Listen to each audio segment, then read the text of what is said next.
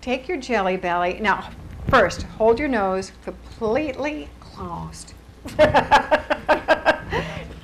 Completely closed, and then taste your Jelly Belly and see if you can taste the flavor, identify the flavor of it. It's interesting, isn't it? This is something I learned at the CIA, which is the Culinary Institute of America. I just want you to notice that how important your sense of smell is to your sense of taste. It makes all the difference. They're just so interrelated. I recently took a course at the CIA on the flavors of Southeast Asia. And the chef who led that was Chef John Ash, who's one of my heroes in the world. He's just a wonderful... He's from Sonoma County, that's right. He has his own restaurant up there. And he's heading up a new program at the CIA called Sophisticated Palate. And they have different subjects, but I was particularly interested in the foods of Southeast Asia.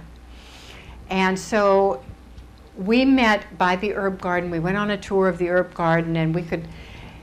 Our classes were held in what was originally the gatehouse. Have any of you been to the CIA? Yes. It used to be the Christian Brothers Winery up there, and it has these huge walls and high ceilings. It's very state-of-the-art now. And they've turned what was the gatehouse into the Chuck Williams kitchen, or Chuck Williams Center. He's 93 years old now, Chuck Williams, of Williams-Sonoma.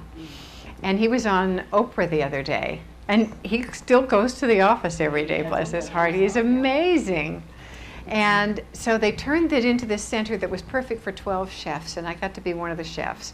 And we wore chef hats, and we cooked, and we tasted all the Southeast Asian ingredients, and we learned. I'm telling you, this is not for the faint-hearted. I was so exhausted. This program, every second, from 7 in the morning till 11 at night, it seemed like we were doing something. But we were cooking, and we were tasting and critiquing, and we were taking aroma workshops, and that's where the Jelly Bellies came from. How important our smell is to our taste. And then they would take wines, and they would add a little bit of different flavors to the wines, and they would make us identify what they were. And so we could refine our palates. And then they would take us off to an olive oil farm. And then they would take us off to a fruit grower's farm where we would sit on the patio and have this amazing burrata cheese with, I mean, it just went on and on and on. And the final day was so fantastic. I had a white chef's jacket instead of my pink one to be like everybody else. And we got off the bus, and they led us through the St. Helena Farmers Market, and they gave us vouchers so that we could buy whatever we wanted to buy to make a meal for all the other chefs, and using some of the ideas that we'd had. And I was kind of scared to do this, you know, because they're all so sophisticated up there. But anyway, what I was inspired to do was I found some wonderful wild salmon, and I thought, okay, I'll do that slow roasted salmon, and I'll do some of the Southeast Asian herbs in the butter sauce, and then put all the herb flowers around it. And it was beautiful. It turned out just perfect.